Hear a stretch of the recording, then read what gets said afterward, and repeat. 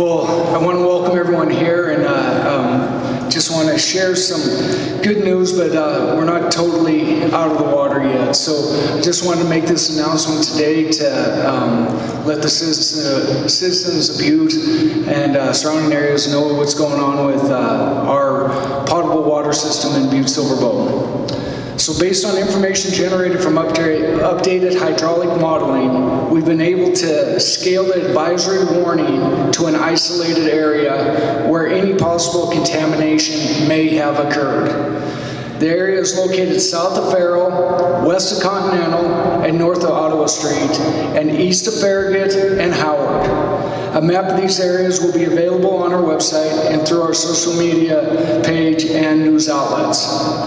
Out of an abundance of caution, while awaiting the final test results, only the area inside the red line remains under the Do Not Consume advisory order for tap water. The isolated area is depicted inside the red line on the attached map that we will pass out.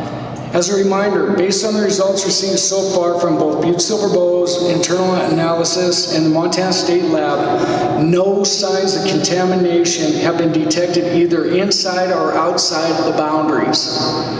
The Montana Department of Environmental Quality has lifted the Do Not Consume advisory order for Butte Silver Bow, except in the areas inside the red line. We ask that the residents or businesses in the affected area continue to pick up water at the Civic Center. For more information, please contact the hotline.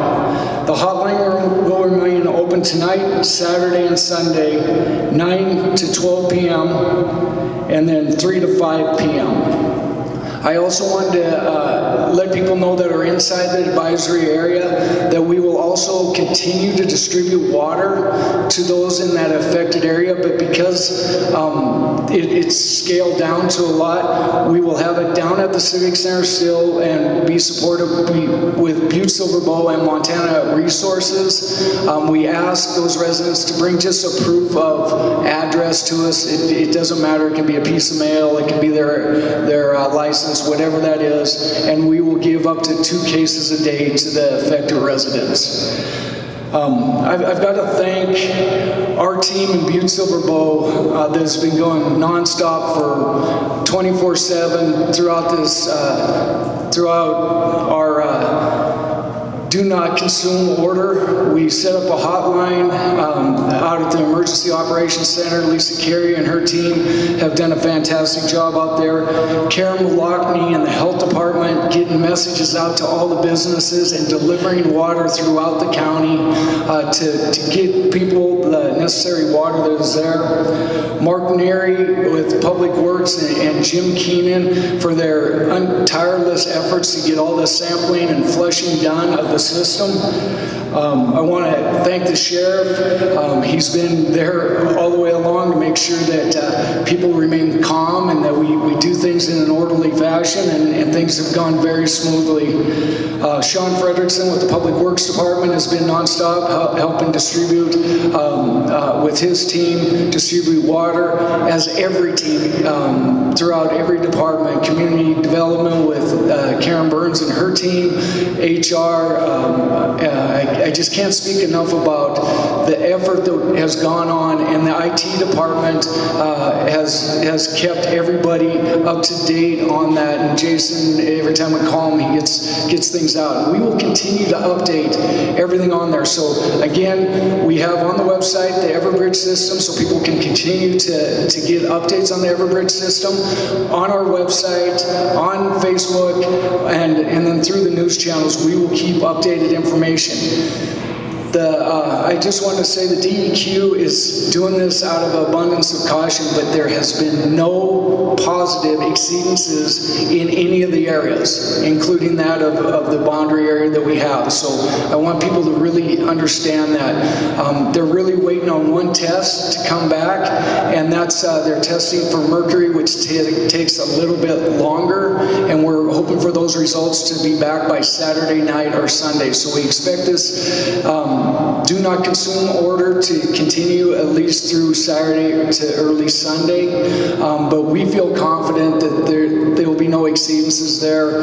Montana Resources has assured me that they have never exceeded exceeded mercury in any of their tests there. So we feel pretty confident that we're going to be able to lift that order in due process. But again, we're going through the process, making sure the community is safe. We can assure the community and areas outside of the boundaries and inside the boundaries that we're still safe. This is abundance of caution.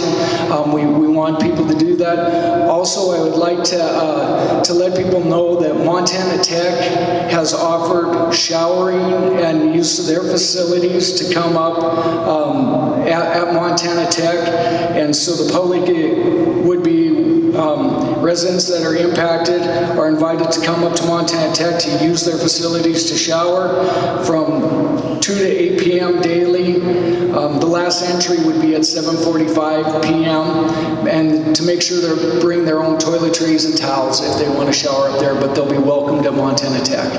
So again, this is a community effort. We thank the community for their patience. We thank everybody involved, and I know I missed a few, but and the media outlets for keeping us updated, keeping the community updated, and there'll be more to come. And so thank you all for being here. I will take questions if there are any. Could you, John. Could you say again what area it is? And do you know about how many people that affects? I can tell you the area again. So the area is located south of Farrell Street, west of Continental, north of Ottawa Street, and east of Farragut and Howard. We do have maps that you'll be able to post and show online. We want people to understand that, to where they're affected, and we want people to understand, even though they're in that area, there has been no positive tests for any contamination in the area. The reason why it's narrowed down to that is that the hydraulic system that would cause for any contamination to spread would be limited at the max to anywhere that could be affected. So that's why we were able to do that down. The system's pressurized. It wouldn't allow any contamination to spread any place outside of that. That was accepted by the Department of Environmental Quality, and so that's why we're here today, and we wanted to get this message out immediately to the community.